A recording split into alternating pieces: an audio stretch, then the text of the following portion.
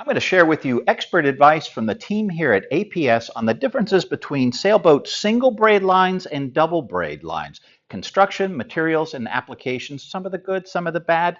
These consist of single braid line or hollow braid, single braid core or high-tech single braid, double braid polyester, or a double braid high-tech with a high-tech core. Single braid lines are made of either 8 or 12 strands, usually 12. The center void may be either a large or small in cross section, whether they're tightly woven or loose. If it is large void, it would be called a hollow braid or a single braid line. And if it's a tight weave, you may call this a core single braid or a high tech. Moving just into the single braid line, these hollow braid lines are intended to be handheld and cleated. They're generally soft, flexible, they're low kink, and they tend to be made with a soft polyester or a blend of soft polyester and Dyneema for a lower stretch application. Again, easy to hold on to. They're unideal, generally speaking, for use on a winch. They don't like to be repeatedly eased off the drum under a load, and because they don't have a core and they're soft and they collapse a bit, they may not take up well in a self-tailer. These don't tend to hold their shape after repeated cleating in a cam cleat, so you'll notice that, but that's not generally a problem unless you start off with a really small diameter line as relative to the size of the cleat, so nothing to be generally worried about. They're also not recommended for use with jammers or clutches. They tend to abrade in the teeth of these, and because of the loose construction, they collapse and it's hard for the teeth to hold on to these. They do have a tendency, again, to, while this is loose, if I hold it and pull it, you'll feel it actually, the braids tighten down and the diameter go small. Again, it's not a problem. It's just something that's noteworthy. So again, single braid lines or hollow braids, they're a really good choice for easy to grip, hand adjusted lines like main sheets and control lines on dinghies and keelboats up to 35 feet. Okay, on to single braid cores or high-tech single braid line. These are basically the same as the tightly braided cores that we're going to find in high-tech double braid lines, which we're going to cover a bit later. These are most times braided of 100% Dyneema, which is UV stable, it's low stretch, highly abrasion resistance. The single braid cores don't have covers, so they're smooth and slippery, and therefore they're not intended for cleating or hand adjustment applications, generally speaking. The braid of these cores is compact and it's coated with a urethane treatment, and it's available in very many different colors, so you can color code these. And that urethane helps glue the braid together, keep it nice, tight, compact, and it also adds further protection from UV degradation and a little bit of help with abrasion. So single braid core lines make a good lightweight replacement for wire rigging, strops, multi-block cascade purchases, lifelines, backstays, and in some cases, even shrouds. Double braids, also called braid on braid, they consist of a braided core with a braided jacket over top, and they are symmetrically braided when they're put together, so when they're loaded up, they won't introduce twist. Double braids are used for the vast majority of all running rigging on all sailboats, halyards, control lines, sheets, cruising, or racing.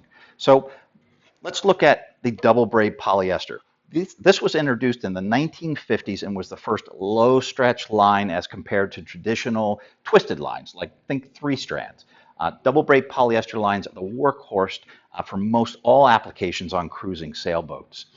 Polyester is relatively low stretch, it's high strength, it's UV resistant, abrasion resistant, but the key to understanding 100% polyester double braid line is to know that both the core and the jacket share the load 50-50. So if you were to put an eye splice in this, you have to carefully braid the core back in and the cover so as not to disrupt that load sharing. So although these are low stretch, the polyester double braids, they do have some elastic stretch to them. That means when they're loaded up, they stretch out and then they will recover that stretch. So It's about 4 to 5 times that of high tech. So if I've got a highly loaded polyester halyard and it were to say slip an inch or two in the clutch, the elastic recovery of the line would actually absorb that, and you would have virtually have a noticeable loss of line tension or adjustment in the line. So it's very forgiving compared to the high-tech double braid line, which virtually has no elastic recovery. Also, polyester lines are less demanding on clutches as all parts of the line are load bearing, and they perform better than any other line type in a clutch. Double braid polyester is low maintenance, it's affordable, it's long lasting, it offers relatively low stretch and high working loads. Before considering high tech, high performance, higher price lines, be sure there's a true performance need.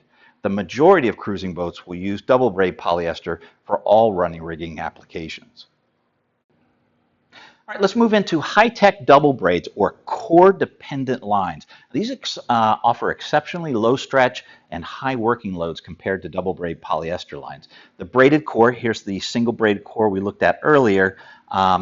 It is going to be made of 100% Dyneema usually, could be Technora, Vectran, or PBO in some cases. But it's this high-tech material that's going to take 100% of the line load.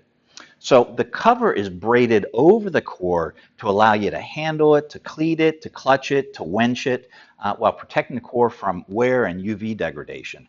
These covers are not intended to be load bearing because the core takes all of the load. It's really important that these covers are firmly attached to it, especially in a clutch or a cleat or a jammer. If the cover were to slip under load, the jacket, the cover would begin to take on the load of the high-tech core, and that's just going to lead to abrasion, and it could lead to just a catastrophic failure. So to prevent this, you need to ensure that your cover is always tightly attached to the core so that it grips and holds it. Think of a Chinese finger trap. When you pull tight, the core, your fingers are held in there. When it's loose, you can take your fingers out. So always make sure that the jackets are nice and tight. High-tech braids, they'll have coated cores, which are color-coded, and they allow you to strip the jacket off in areas that are not handled and cleated, clutched, or wenched. This is generally something that's done on a racing boat to save weight, especially aloft, like on halyards, but at the cost of the protection that the cover provides. So if you have a racer cruiser boat, the weight's not critical. Leaving the cover on will provide a longer service life. For more information, tips, or to shop single braid, double braid lines, visit us at apsltd.com.